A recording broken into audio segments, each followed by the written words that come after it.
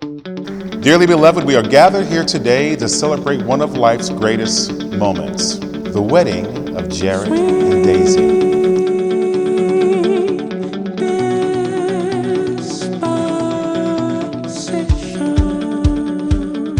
Despite all of that and the oceans and continents that separated us, we both felt an instant and unmistakable connection. We grew closer through many late-night calls, long and sprawling correspondence, not to mention reading our favorite short stories to one another, though you made a habit of falling asleep just as we were getting to the good parts.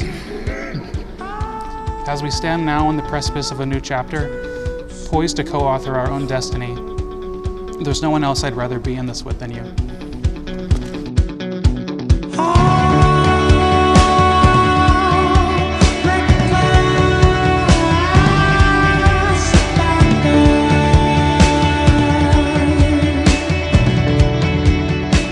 You know me better than I know myself, and yet you still love me.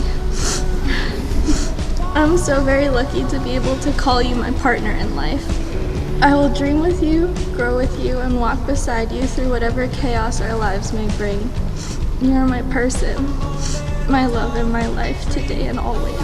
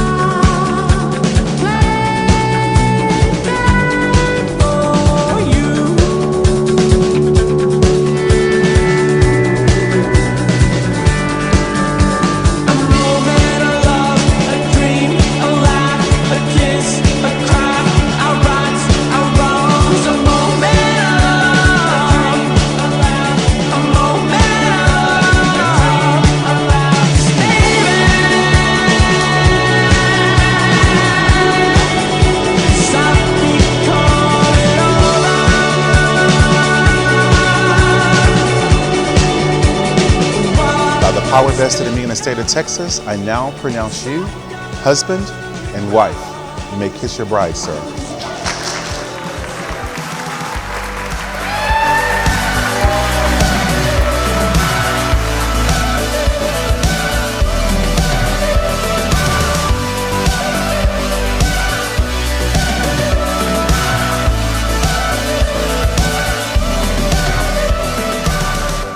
And I've come to admire their amazing relationship, their amazing life together, and the extent to which they care for their two cats, which is definitely above and beyond the Call of Duty. There are a myriad of reasons why one would want to be friends with someone like Daisy. She's the kindest, sweetest, most caring person that I know. And I know every maid of honor is going to say that about their bride, but Daisy is the friend that will stroke your hair until you fall asleep if you've had the worst night. So I know that neither of us are low maintenance, but Jared is definitely in for a lifetime of unending support.